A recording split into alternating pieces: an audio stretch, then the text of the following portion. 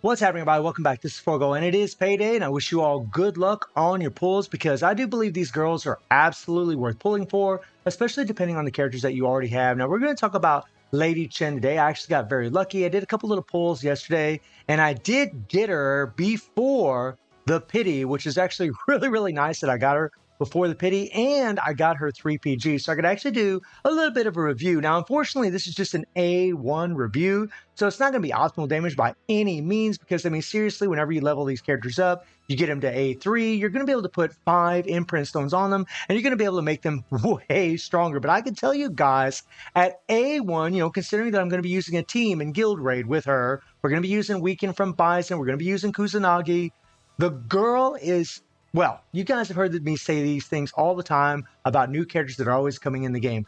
Godly, ridiculous, disgusting damage, all these little terms and things that we like to say regarding characters that are just insanely strong. And Lady Chen is no exception to that rule. I didn't want to click on that, right? She's no exception, guys. This is an insane character. Little spoiler there for the card set. But, her leadership is godly for not only red fighters, but really for herself because it increases red element fighter attack by 30% and critical damage by 90%. The reason this is very important is, as you will see in her core, whenever you level up her critical damage, her physical damage actually goes up.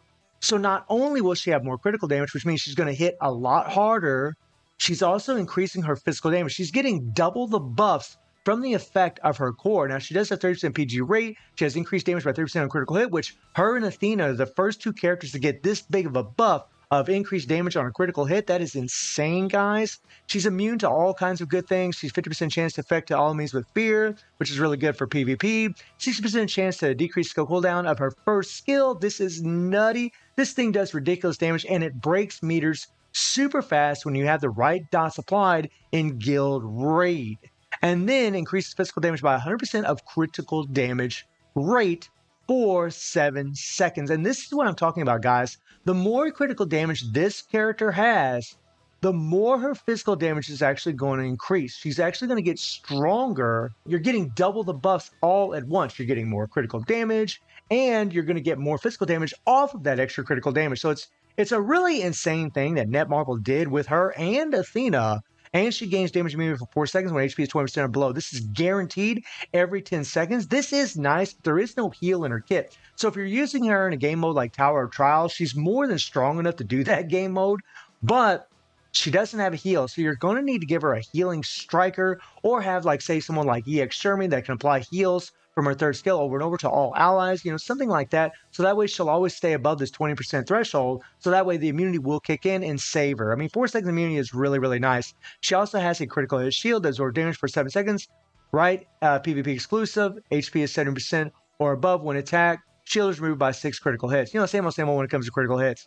I don't have her completely maxed out on her capsules, but it's just HP. Her attack and defense are maxed out.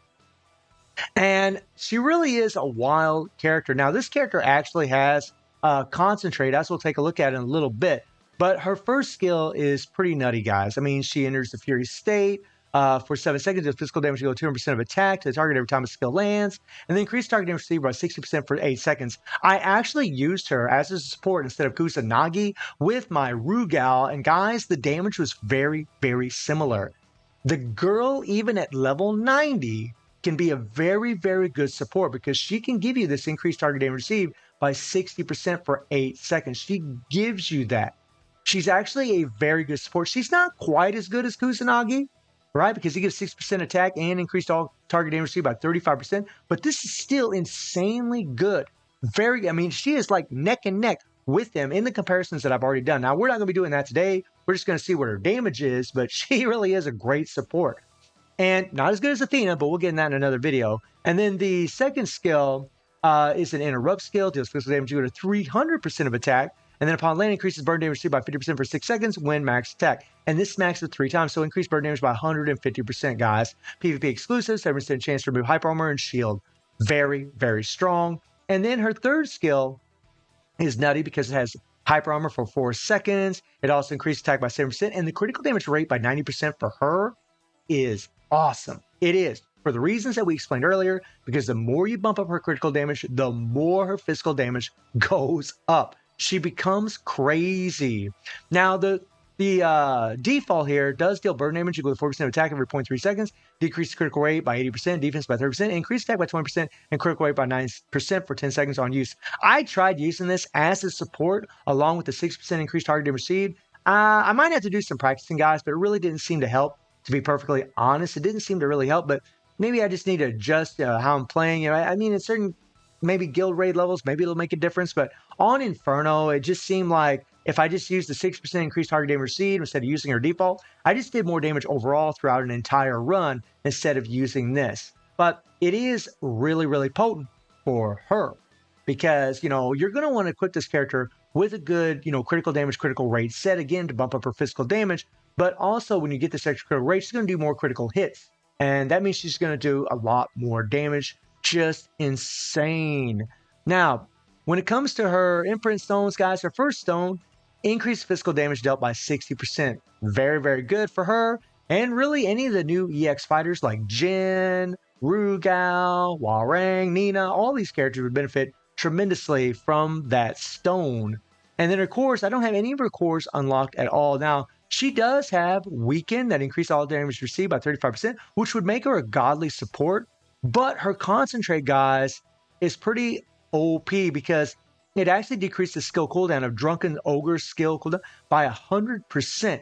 And Drunken Ogre is her second skill, okay? So she can literally spam the crap out of this skill that increases that burn damage, you know, by 150% and the physical damage by 300%.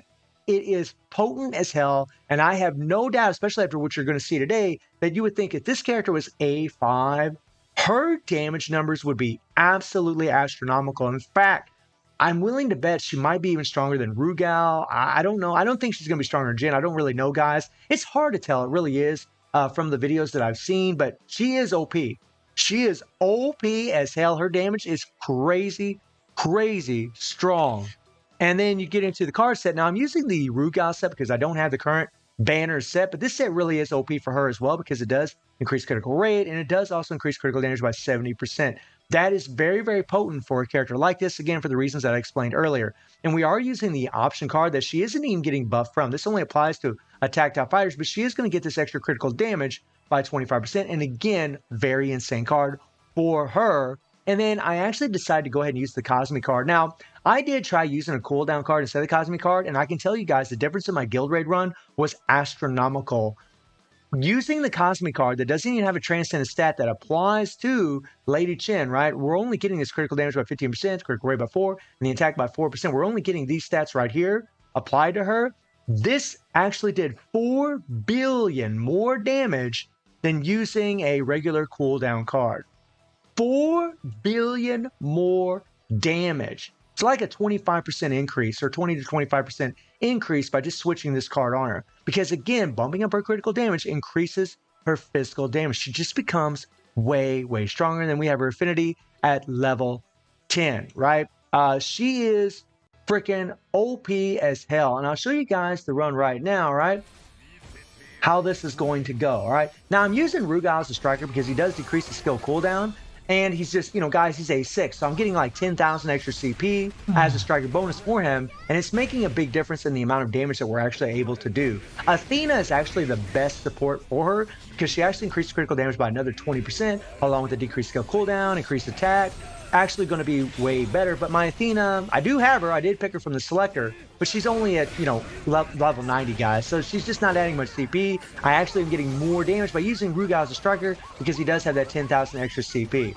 And I can say one thing about Lady Chen is she's really, really fun.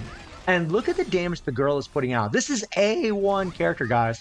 Now, my fame system is at level 15. To be fair, it's at level 15. And I do have a maxed out codex for the most part.